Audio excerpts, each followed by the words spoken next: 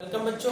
अब ये देखते हैं ये ग्रुपिंग ऑफ सेल्स से रिलेटेड कुछ न्यूमेरिकल्स। ठीक है, तो यहाँ क्या है, 4 identical sales each of EMF 2 volt joint in parallel. पहली बात है आइडेंटिकल की।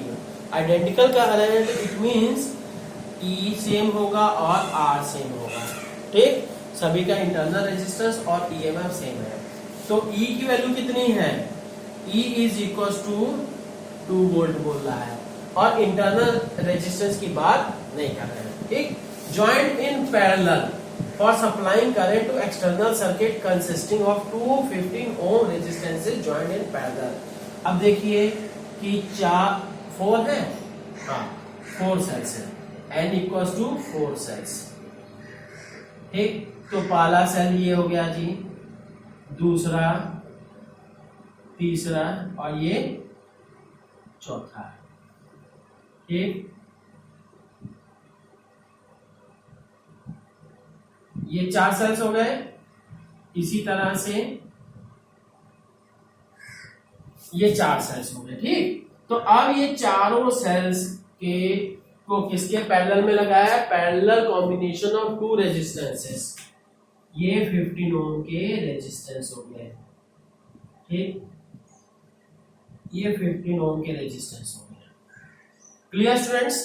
तो अब क्या करना है, you have to find out, calculate the internal resistance. हाँ, आइडियल वोल्ट मीटर से इसका टर्मिनल वोल्टेज क्या है, V इक्वल्स टू कितना ले रहा है, 1.6 वोल्ट।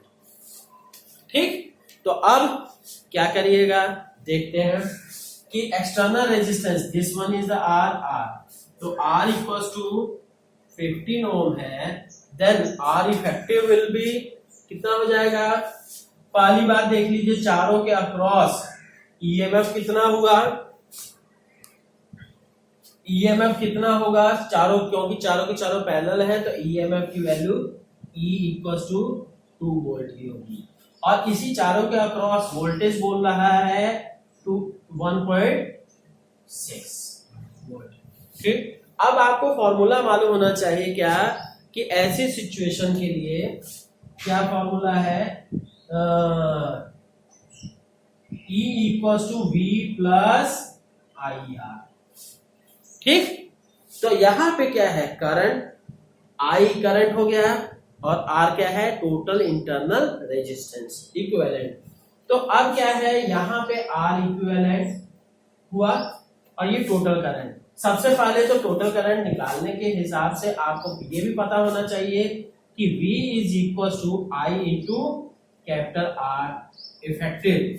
ये बच्चों ये देखिए कि हाँ R इफेक्टिव कर देते हैं, तो R इफेक्टिव कैसे निकालिएगा, R इफेक्टिव इक्वल टू दोनों के दोनों पैरेलल हैं, तो आपको पता होना चाहिए क्या, 1 बाय, जैसे बता दे रहा हूं, है ना, 1 by R effective will be equals to 1 by 15 plus 1 by 15, that becomes equals to 2 by 15, तो R effective will be equals to 7.5।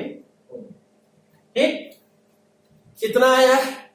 अब इसके बाद V की वैल्यू क्या आ जाएगी, तो यहां से I will be equals to V by R effective, तो यहां से क्या है, I will be equals to V by R effective. तो यही हम क्या है यहाँ पे वैल्यू रख देते हैं, तो क्या हो जाएगा जी, अब सिंस हमने फिर से किया, since E equals to V plus I R equivalent, तो I के स्थान पे सबसे पहले क्या है, ये I into R equivalent will be equals to E minus V, तो R equivalent will be equals to E minus V by I। तो I के स्थान पे क्या होगा, I के स्थान पे V बाय R, ये V बाय R इफेक्टिव। ठीक, V बाय R इफेक्टिव कर लग गया। तो अब करेंगे, E की वैल्यू मालूम है, V की वैल्यू मालूम है, V की वैल्यू मालूम है और R इफेक्टिव वैल्यू मालूम है। तो ये वैल्यू हम क्या है, सारी वैल्यूज पुट करते हैं, तो क्या E की वैल्यू कितनी है, 2 माइनस 1.6 बाय 1.6 इंटू 7.5, ये सारी वैल्यू निकालिएगा तो R equivalent will be equal to 15/8 ohm. 15/8 ohm आ जाएगा आर इक्विवेलेंट।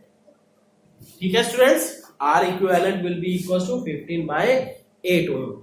अब अभी पूरा नहीं हुआ है, अभी क्या है, अब देखिए कि अभी ये कंप्लीट नहीं हुआ। ये क्या है, आर इक्विवेलेंट मतलब इन चारों का टोटल इंटरनल रेजिस्टेंस निकला है। अब इसको हम करेंगे क्या हो जाएगा, तो क्योंकि सिंस आर सारे के सारे पैरेलल में है तो 1/r equivalent will be equal to 1/r plus 1/r plus 1/r plus 1/r। 4 है ना, इसलिए 4 बार, तो 1/r equivalent equal to 4/r, तो r equivalent equal to r/4।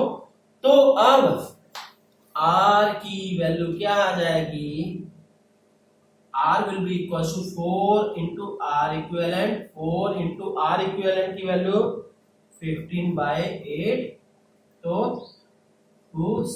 that will be 7.5 ओम। तो बच्चों ये बहुत ही इंपॉर्टेंट क्वेश्चन है, थोड़ा ध्यान से करिएगा, ठीक है। समझ में ना आए फिर से पॉज करके फिर से रिप्ले करके देखिए, ठीक, ओके। अब बच्चों ये देखिए इस क्वेश्चन में क्या कहा कि 12 सेल्स हैं, ईच ऑफ ईएमएफ 1.5 वोल्ट, ठीक, and internal resistance of is 0.5 ohm are arranged in m rows। Internal resistance क्या है हर एक का, 0.5 ओम है, और ईएमएफ क्या है हर एक का 1.5 वोल्ट है, ठीक। तो are arranged in m rows each containing n cells, मतलब m rows है, ठीक, 1 2 m करके, और n सेल्स है एक एक सीरीज में। तो and for which this combination would send maximum current through an external resistance R equals to 1.5 ohm, ठीक है।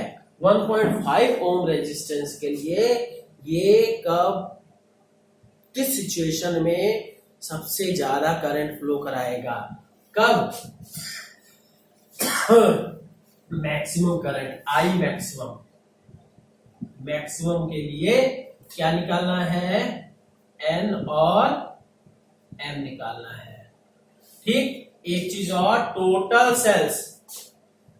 सेल्स क्या है, टोटल सेल्स इक्वल्स टू 12, मतलब कि आपको पता होना चाहिए एक सीरीज में अगर एन है और एम सीरीज लग गई तो मतलब n into m must be equals to 12, ठीक है, n इंटू, तो अब ये है फर्स्ट कंडीशन क्या हो गई, ये n into m must be equal to 12, this is the first condition.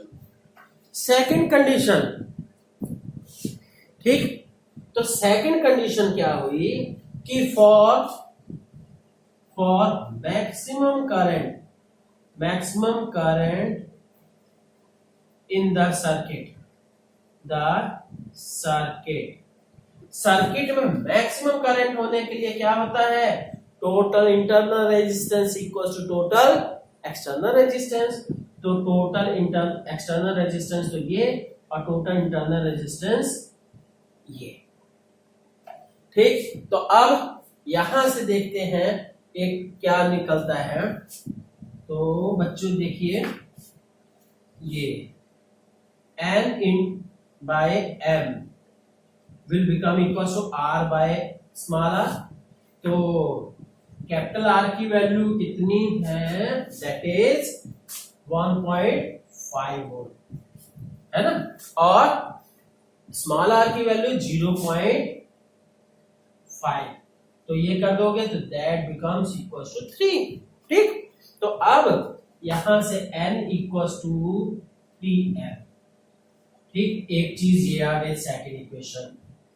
अब दोनों को इक्वेट कर देते हैं, n की वैल्यू 3m रख के यहाँ पे फ्रॉम इक्वेशन नंबर 1 क्या हो जाएगा जी, n के स्थान पे 3m into m equals to 12, तो m square equals to 12 by 3 that becomes 4, मतलब m की वैल्यू 2 हो जाएगी, m की वैल्यू 2 हो जाएगी और n की वैल्यू क्या है, then n will be equals to 3 into 2 that becomes 6. Clear? ठीक है, तो बच्चों ये है, ऐसा पॉसिबल नहीं है कि बहुत सारे न्यूमेरिकल्स कराए जाए, ठीक है, ये आपकी रिस्पॉन्सिबिलिटी बनती है कि आप भी कम से कम 3-4 न्यूमेरिकल और करिएगा, ठीक है। Okay, thank you.